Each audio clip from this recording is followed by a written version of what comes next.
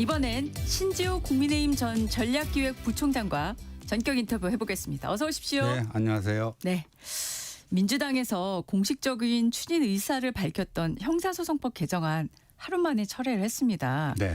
철회 배경을 에이펙 성과에 집중할 때라는 설명을 했는데 어떻게 보셨습니까? 근데 이게 제가 그 강훈식 비서실장이 어제 브리핑하는 거 다 뜯어봤는데요. 네. 총평을 하자면 전략적 철회가 아니고 전술적 후퇴다. 전술적 후퇴. 전술적 후퇴다. 아, 네. 이런 얘기를 했어요. 그러니까 그리고 어제 이 강훈식 비서실장은 웬만하면 브리핑 직접 안 나서거든요. 대변인이 하고 또 정무수석도 있고 홍보수석도 있고 그런데 비서실장이 이례적으로 마이크 잡고 얘기를 했는데 이건 한마디로 정청래 대표에 대한 엄중 경고다. 이렇게 읽어야 되지 않겠느냐. 네. 왜냐하면은 박수현 수석 대변인이 이렇게 설명을 했어요. 추진을 중단하는 게 좋겠다는 당내 논의 결과를 대통령실에 통보해 그렇게 수용됐다. 이렇게 브리핑을 했는데 강훈식 비서실장 뭔 헛소리냐. 대통령실에서 그 재판중지법 추진하지 말라고 요청해서 오히려 당이 그걸 받은 것이다. 이렇게 브리핑을 했어요. 네. 완전 다릅니다. 사실 그러니까 네. 지금 에이펙이네 코스피 4,200이네 막 주가를 불러야 될 때 왜 니들 엉뚱한 짓거래 해가지고 이렇게 그 악재를 만들어. 그거 아니겠습니까? 네. 말씀하신 대로 어제 두 종류의 보도가 계속 같이 있었죠. 강훈식 비서실장 브리핑 얘기를 하셨으니까요. 네. 더 이상 정쟁에 끌어넣지 않기를 당부드린다 이런 발언도 했거든요. 강훈식 실장이. 네. 이걸 어떻게 해석해야 될까요? 그게 그러니까 당 니네들 좀 사고 좀 그만 쳐라. 그리고 이게 도움이 돼야지 왜 자꾸만 그 대통령에게 마이너스 되는 쪽으로 설치냐. 제발 좀 설치지 마라. 그 경고예요. 네. 경고는 당에 대한 경고. 네, 정청래 대표에 대한 경고입니다. 네. 그 박수현 수석 대변인은 정청래 대표의 의중을 대변하는 사람이거든요. 네. 그렇군요. 자, 국민의힘에서는 배임죄 폐지도 철회를 하라고 촉구하고 있는데 이건 민주당에서 어떻게 할까요? 그런데 어제 강훈식 그 비서실장 얘기는 그 재판 중지법만 빼고 나머지에 대해서는 뭐 특별한 언급이 없고 뭐 네. 사법개혁 차원에서 요거는 하지 말라고 딱 찍어서 얘기했다라는 거 아니에요. 그러니까 배임죄 폐지는 이재명 대통령도 그 주장해 왔던 바고 심지어 지난번 여야 대표 초청해서 3자 회동할 때도 배임죄 문제에 대해서 심도 있는 논의를 했다. 이건 찬성하는 건데. 네. 자, 그러면 이 재판중지법이 뭐 국정안정법이라고 하는 이 황당무계한 네이밍도 네이밍이지만 이거는 이재명 대통령의 사법 리스크를 없애기 위한 이재명 그 맞춤형 입법 아니에요. 그럼 배임죄 폐지는 지금 그 민주당이건 대통령실이건 이거 기업인들의 어떤 그 수건 사업을 해결하는 거다 하지만 누가 봐도 이거는 며칠 전에 나온 대장동 5인방 1심 결과 징역 8년에서 4년 이거를 어떻게든지 무력화시키기 위한 그 것이다. 그러니까 재판중지법이나 배임죄 폐지나 본질은 똑같아요. 어떻게든지 이재명의 사법 리스크를 차단시키자. 그러니까 이것도 어제 재판중지법이 사실상 그 스스로 그 자충수임을 인정하고 철회했듯이 이것도 이 배임죄 폐지도 동력을 좀 상실한 거다 이렇게 보입니다.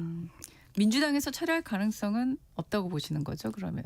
그거 없다고 보이고요. 네. 근데 이게 그 대장동 5인방 1심 판결 결과에 대해서 민주당은요. 1심 판결 결과를 보면 이재명 당시 성남시장 그 역할이 무죄임이 입증된 것이다. 이렇게 얘기했잖아요. 네. 그러면 2심, 3심 그냥 기다리면 그거대로 확정되면 본인들의 주장대로 하면 이재명 무죄가 확정되는 거 아니에요.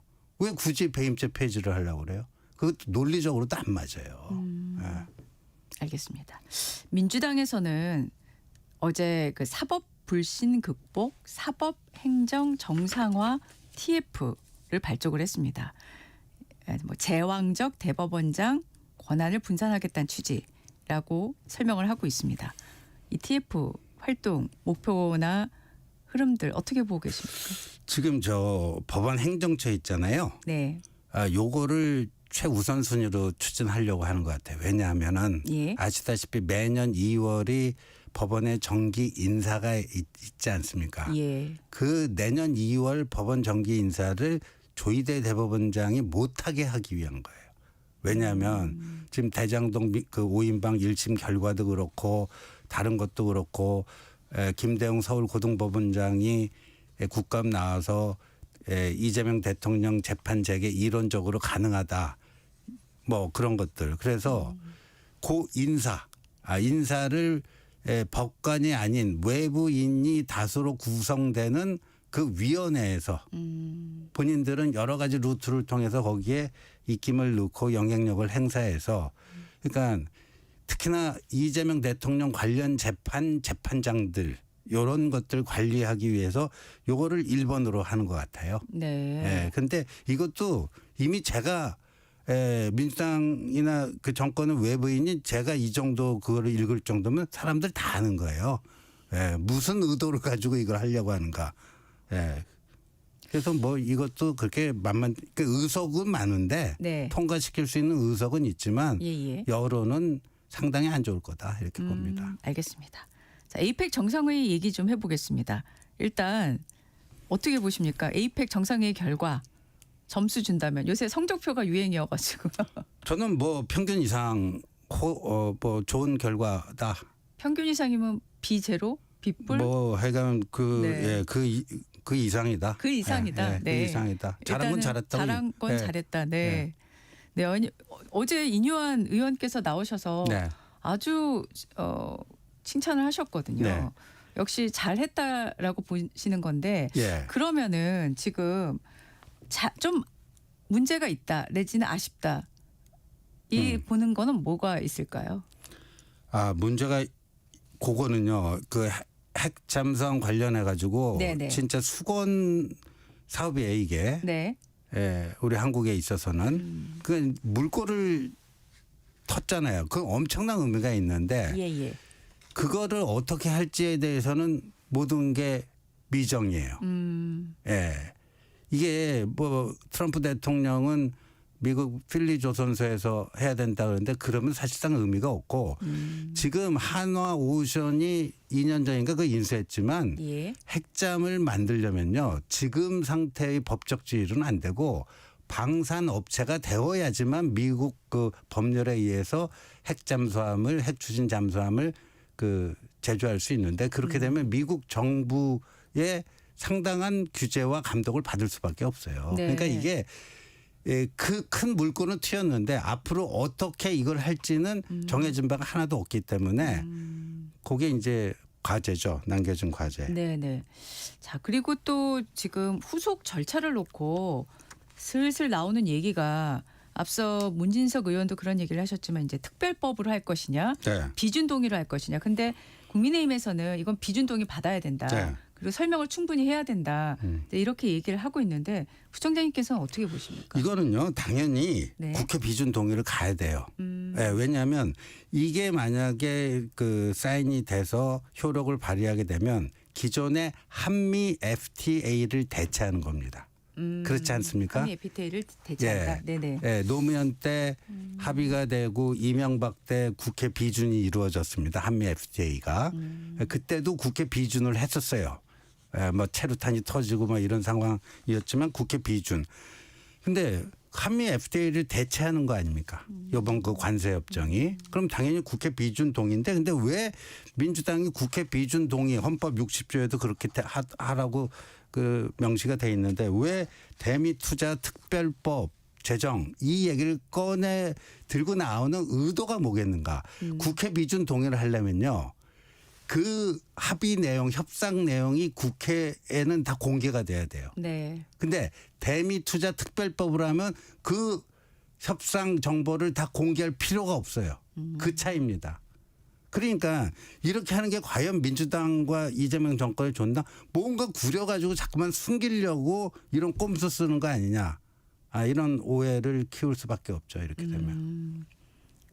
당연히 비준 동의는 받아야 네. 되고 내용은 다 투명하게 공개해야 된다. 근데 앞서 문인석 의원이 언급한 내용 중에는 이제 투명하게 공개, 국민에게 설명을 하겠다는 취지는 뭐 비슷해 보입니다. 같아 보이고요. 왜냐하면 정부에서도 팩트시트 설명 자료를 준비해서 하겠다고 하니까 다만 그중에 어떤 국익에 필요한 내용들도 있는데 뭐 이런 설명도 해요.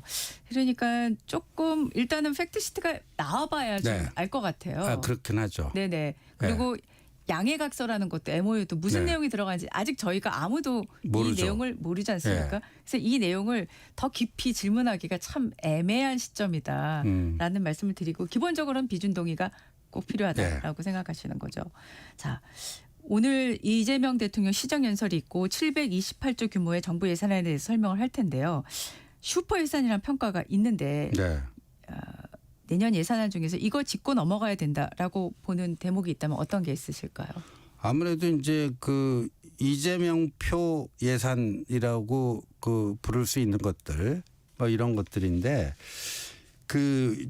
올해 이제 민생 소비 쿠폰 뭐 매체에 걸쳐서 이제 풀었잖아요. 네. 수십조를. 네네. 근데 내년에도 보니까 뭐 지역사랑 상품권 네. 등등 해갖고 이런 예산들이 꽤 많아요. 네네. 근데 이게 이제까지 이재명 정권 쪽 사람들의 설명과는 다른 거예요. 뭐냐 하면은 네. 마중물이라고 했잖아요. 우리 어렸을 때 저게 펌프질을 하는 거 저도 뭐 펌프질 해본 추억이 있습니다만 네. 마중물은 처음에 넣고 펌프질 해갖고 밑에서 물을 끌어오르게 하는 그게 마중물이에요. 매번 펌프질을 할 때마다 집어넣는 게 마중물이 아니라고요. 예. 근데 이거는 뭐 이게 그럼 마중물이 아닌 거죠. 그 마중물이 아니고 뭐냐 그냥 재정 중독이 되는 거예요. 재정에 의존해서 뭔가를 좀 조금이라도 하려고 하는 뭐 그 부분이 제일 좀 뭐 야당으로서는 문제 삼을 수 있는 부분 아닌가 싶습니다. 네. 추경호 대표에 대한 특검의 구속영장 청구와 관련해서 보도가 나온 게 국민의힘에서 오늘 이재명 대통령 국회 시정연설을 보이콧하는 방향을 검토하고 있다라는 보도가 나오는데요. 이런 대응 방향에 대해서는 어떻게 생각하십니까? 글쎄 이제 추경호 의원이 계엄 당시 원내대표였고 네.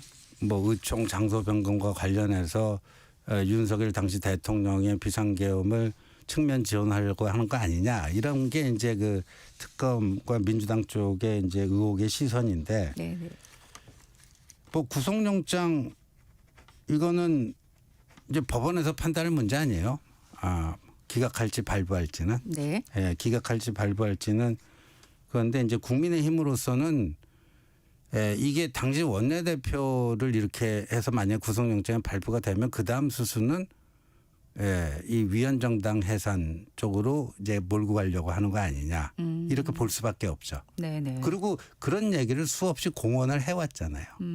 민주당 사람들이 그랬고 그리고 현행법에 따르면 헌법재판소에 위헌정당 청구 심판 제청을 할 수 있는 유일한 권한이 정부의 법무부 장관인데 정성호 장관도 그 가능성을 열어놨단 말이에요. 그러니까 국민의힘으로서는 자신들의 존립이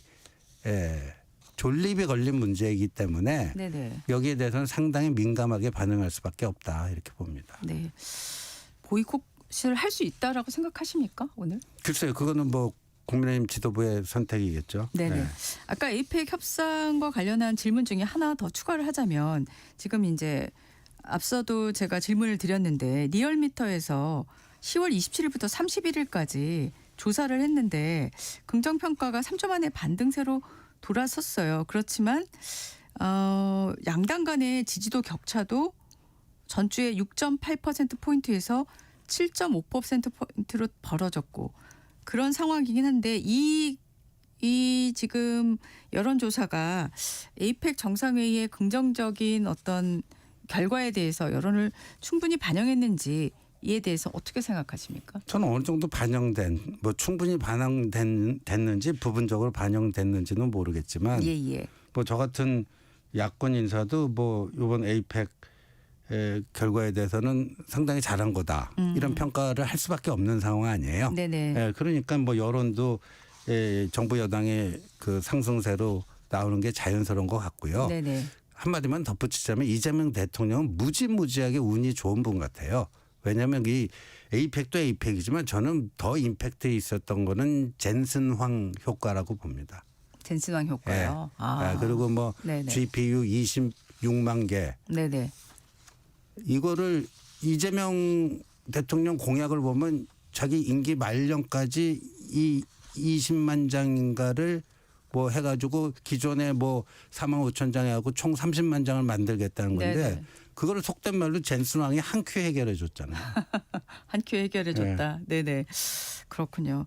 근데 이제 제가 이 질문을 하면서 어떤 생각을 했냐면 물론 이제 시점이 31일까지니까요. 네. 완벽하게 지금 반영을 한 건 아니지만 조금 더 지지율이 더 올라갈 수 있는 정도의 호재 아니었나 싶은데. 저도 그렇게 봅니다. 네. 생각보다는 네, 생각보다는 덜 숫자 오르죠. 크지 않다. 이게 이제 여론조사 시점상의 네. 상황 때문인지 아니면은 또 다른 이유 때문인지는 저도 알 수는 없습니다만은 그런 점에 있어서는 한번 질문을 좀 드리고 어떻게 보시는지가 궁금을 했습니다. 그리고 장동혁 대표 이제 행보에 대한 질문을 하나 드리겠습니다. 지금 장동혁 대표가 광주 5.18 묘지 참배를 검토 중이라고 해요. 네. 만약 가게 되면 취임 후 처음인데 네. 자, 장 대표가 지금 이 시점에서 왜 이런 검토를 한다고 지금 봐야 뭐 될까요? 대구부터 시작해갖고 뭐 지방 순회를 하더라고요. 네.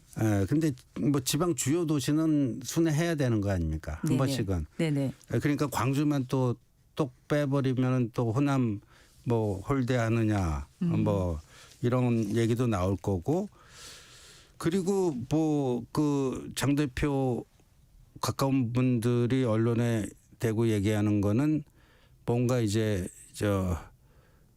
이런 강성 보수 이미지에서 조금 탈피해서 호남하고도 뭐 잘 지낼 수 있다 뭐 이런 식의 이제 외연 확장 뭐 시도다 이렇게 그 해석해 주면 좋겠다 뭐 이런 얘기들을 하더라고요. 네. 좀 그 방향은 옳다고 봐요. 근데 늦었죠 너무 늦었고 네. 만시지탄이고 근데 이제 장동혁 대표의 이러한 그 광주 방문을 그 광주 시민들이나 호남인들이 뭐 어떻게 받아들이는가. 네. 지난번 그 한덕수 네네네. 그 국무총리가 대선 출마 선언하고 예. 5.18 갔을 때 조금 안 좋은 모습이 연출됐잖아요. 예. 그리고 그 보니까 그 5.18 그쪽에 무슨 광주 80년 광주의 그 모습을 담은 뭐 책을 뭐 장동혁 대표가 그 선물을 할 예정이라고 하는데 근데 이런 의문이 붙겠죠. 장동혁 대표는 이제 비상계엄을 옹호하고 뭐 윤 어게인 뭐 이런 거라고 사람들은 인식을 하는데 네. 그럼 80년 5월 광주와 윤 어게인이 이게 같이 갈 수 있는 거냐? 이런 이제 질문들이 나올 거라고 봐요. 네. 지금 말씀하신 대로 이제 광주를 찾는다는 거는 지금보다 더 외연을 확장하겠다는 기본적인 생각으로 그걸 행동에 옮기는 텐데 과거의 사례를 보면 또 호남 유권자들의 민심이 진짜 우호적으로 돌아설지 이거에 대해서는 사실 많은 분들이 의문을 던지고 있는 상황 아니겠습니까? 네. 그러면은 지금 만약에 부총장님께서 장동혁 대표의 광주 방문을 동행을 하시거나 조언을 하시는 위치라면 어떻게 해야 된다고 생각을 하십니까? 처음에 가서 푸대접을 받더라도 네. 진정성이 있다라는 거를 보여주기 위해서는요. 네. 사실 2020년 4월 총선에서 예. 기록적 패배를 한 이후에 김종인 비대위원회가 출범을 하고 그 당시 김종인 비대위원장이 그 무릎 사과까지 하지 않습니까? 네. 5.18 가서. 네네네. 그리고 이게 진심이다. 그리고 지속적으로 꾸준히 했어요. 예. 그러니까 나중에 조금씩 갈 때마다 그 온도가 조금씩 올라갔거든요. 그때 네. 호남과의 동행하면서요. 네네. 예. 근데 뭐 이게 일회성으로 이렇게 쉽게 호남인들로부터 뭐 인정받을 거다. 이렇게 보기는 힘들 거라고 봐요. 그 정도의 어떤 행동은 보여줘야 될 네, 거다. 진정성이 있는. 네네네. 네. 근데 이제 지방선거가 점점 다가오니까 뭐 지금 장동혁 대표의 이런 행보를 선거의 이제 전략으로 당연히 이제 보는 시각도 당연히 나오죠. 근데 네. 또 장동혁 대표가 또 다른 자리에서는 내년 지방선거를 제2의 건국전쟁이라고 또 표현을 했거든요. 그러니까 장 대표의 그 지방선거를 규정짓는 어떤 것이 어떤 모습인지 좀 어떻게 그러니까 보십니까? 제2의 건국전쟁, 뭐 체제전쟁과 네. 그 이제 80년 5월 광주 네.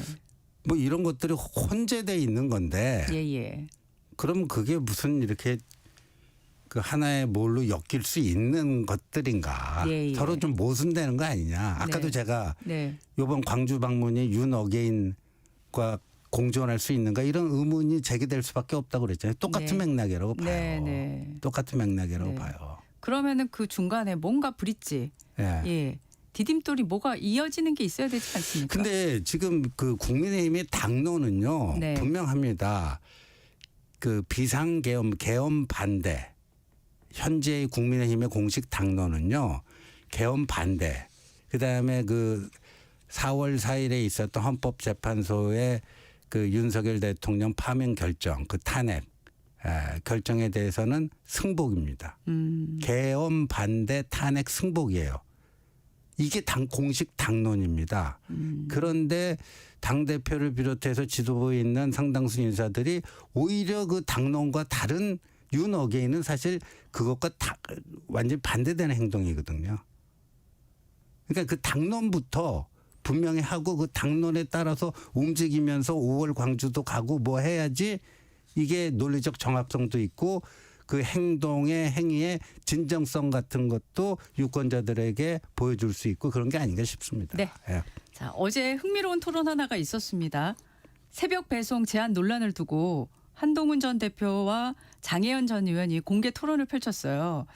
자, 이 두 분이 SNS상으로 서로의 생각을 주고받은 거는 다 알고 있던 사실인데 이 시점에 이제 토론까지 두 분이 나섰을 때 이유가 있을 것 같습니다. 근데 이런 민생 주요 사안에 대해서 정치인들이 정책 토론하는 거는 권장할 일이고 네. 오히려 이게 없었다라는 게 오히려 정치인들이 직무유기를 하고 있었던 거 아닌가. 근데 두 사람 다 지금 원외 아닙니까? 네. 근데 이렇게 중대한 사안인데 원내 의원들은 뭘 하고 계신지 그런 얘기를 먼저 좀 드리고 싶고요. 네네. 저도 어제 토론 굉장히 재밌게 잘 봤어요. 근데 시간이 짧아갖고 너무 아쉽더라고요. 네네. 예. 그런데 이 장혜영 전 의원도 그렇고 지금 민노총 쪽의 주장은 새벽 배송 금지가 아니다.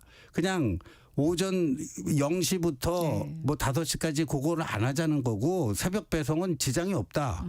근데 우리가 보통 7시 오전 7시 전에 집으로 도착하는 거를 새벽 배송이라고 하잖아요. 그렇죠. 근데 그게 가능해요? 그러면 5시에 출근해 가지고 그 7시까지 거기 집까지 배송하는 게 가능합니까? 저는 도저히 그 어떤 손오공 요술 방망이나 해결할 수 있는 것들을 본인들이 해결할 수 있다고 그렇게 주장을 하는데 구체적인 근거 제시를 못 해요. 그러면 이미 심야 배송이라는 거를 새벽 배송이라는 걸 초심야 배송. 초심화 배송. 네, 뭐 그렇게 얘기하고 새벽 배송이라고 계속하면 뭐 법적 조치 취하겠다. 거기서 이미 졌어요, 이미. 이미 진 겁니다. 예.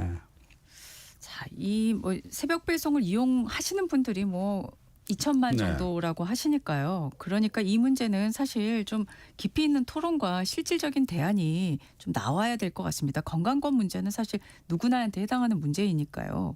자, 앞으로 이런 토론들이 조금 더 다양하게 전개되는 것도 정치 현안을 좀 풍성하게 이끌어가는 데 도움이 될 거라는 생각이 들고요. 지난달 이제 30일부터 윤석열 전 대통령이 재판에 출석을 하고 있고 어제도 출석을 했습니다. 근데 어제 재판에서 곽종군 전 사령관이 그동안 하지 않았던 그 진술을 했습니다. 윤 전 대통령이 한동훈 대표 등을 잡아오라면서 내가 죽이겠다. 이게 이제 발언한 시점이 10월이라고 알려져 있습니다. 10월 1일 국군의 네. 날. 예. 비상계엄 전이죠. 이 내용 어떻게 들으셨습니까?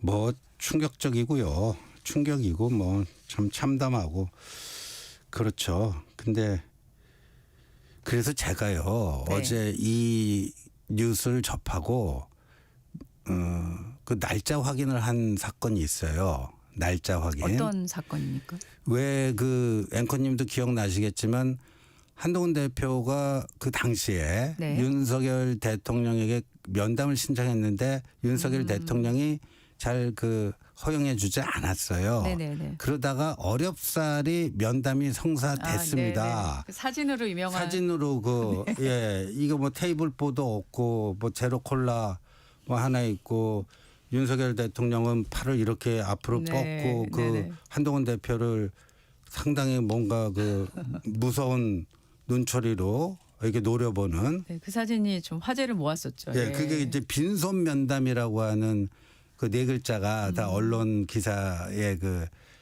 키워드가 됐습니다. 빈손 면담. 이게 며칠이었나 확인해 보니까 10월 21일입니다. 아, 10월 21일이요? 네, 10월 21일. 아, 그 당시에 그 윤석열 대통령이 한동훈 대표를 쳐다보는 그 사진 속에 그 눈초리가 뭐 거기서 상당한 적의와 뭐 그런 게 느껴진다. 많은 분들이 네. 예, 그 얘기를 했는데 네네.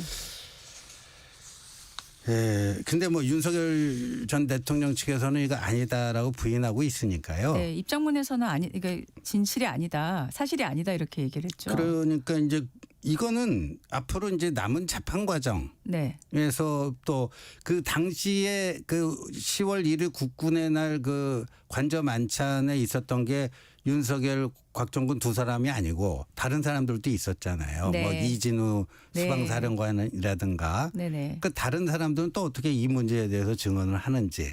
그다음에 지기현 부장판사는 서로 기다 아니다 하는데 네네. 어느 쪽을 또 친빙성 있는 진술이라고 선택을 하는지. 예, 이제 뭐 그게 남은 게 아닌가 싶습니다. 네, 알겠습니다. 자, 그 지금 이제 지방선거가 얼마 남지 않아서 짧게 지방선거 내년 지방선거가 어떤 지방선거가 될 거라고 생각을 하십니까? 크게 보시면 지금 뭐 서울이 제일 핫한 지역이 될 거라는 건 뭐 주지의 사실인데요. 그 국민의힘 하기에 달려 있다. 국민의힘 하기에 달려 있다. 예. 국민의힘이 좀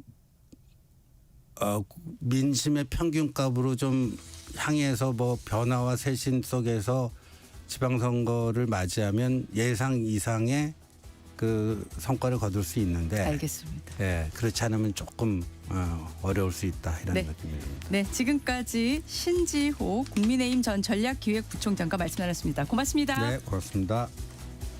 잠시 후 글로벌 톡톡으로 돌아오겠습니다.